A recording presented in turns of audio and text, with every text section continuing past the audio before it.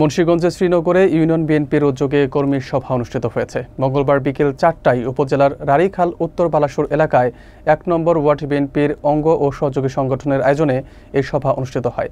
কর্মী সভায় প্রধান অতিথি ছিলেন মুন্সিগঞ্জ ১ আসনের বিএনপি মনোনীত সংসদ সদস্য প্রার্থী শেখ মোহাম্মদ আবদুল্লাহ।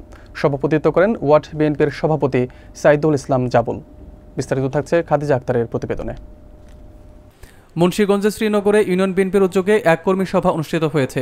মঙ্গলবার বিকেল ৪টার দিকে উপজেলার রাড়ীখাল উত্তর বালাসুর এলাকায় ১ নম্বর ওয়ার্ড বিএনপি অঙ্গ সহযোগী সংগঠনের আয়োজনে এই সভা অনুষ্ঠিত হয়। সভায় প্রধান অতিথি হিসেবে উপস্থিত ছিলেন বিএনপির কেন্দ্রীয় আহ্বায়ক কমিটির সদস্য ও মুন্সিগঞ্জ ১ আসনের বিএনপির মনোনীত সংসদ সদস্য প্রার্থী শেখ মোহাম্মদ আবদুল্লাহ। সভাপতিত্ব করেন ওয়ার্ড বিএনপির সভাপতি সাইদুল ইসলাম জাবুল এবং সঞ্চালনা করেন সাধারণ সম্পাদক মাহবুব মোল্লা। প্রধান বক্তা হিসেবে বক্তব্য দেন উপজেলা বিএনপির সভাপতি ও জেলা আহ্বায়ক কমিটির সদস্য শহীদুল ইসলাম মৃধা।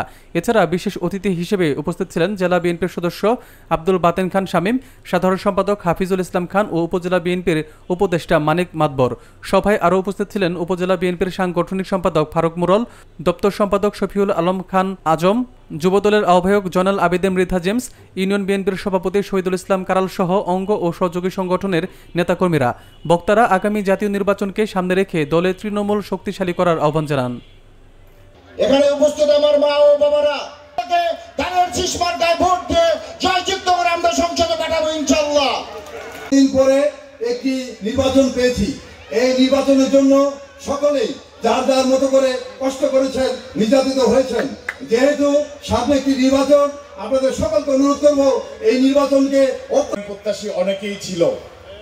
সবাই মিলে একটি মঞ্চে দাঁড়িয়ে বক্তব্য দেওয়ার কথা ছিল। এক সুরে জাতীয়তাবাদী দল, জাতীয়তাবাদী দল অনুরোধ, ধানের শীষের বিকল্প নেই।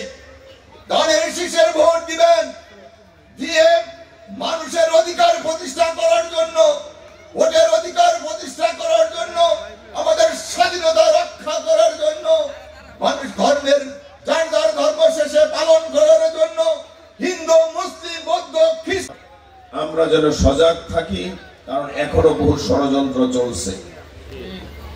আমাদের সব দিকে নাক কান খোলা থাকতে হবে এবং সবাই মিলে কাঁধে কাঁধ মিলে কাজ করতে হবে।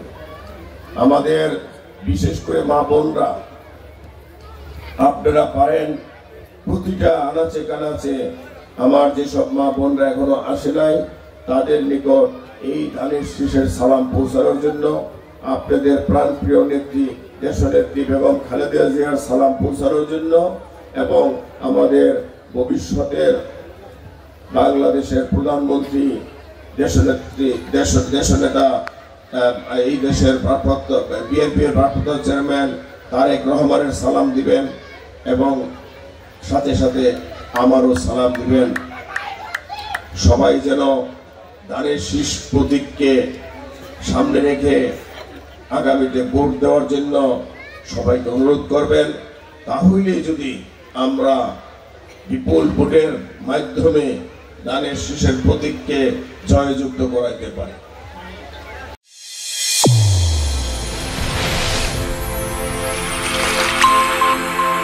চ্যানেল A1 হৃদয় রেসপন্স।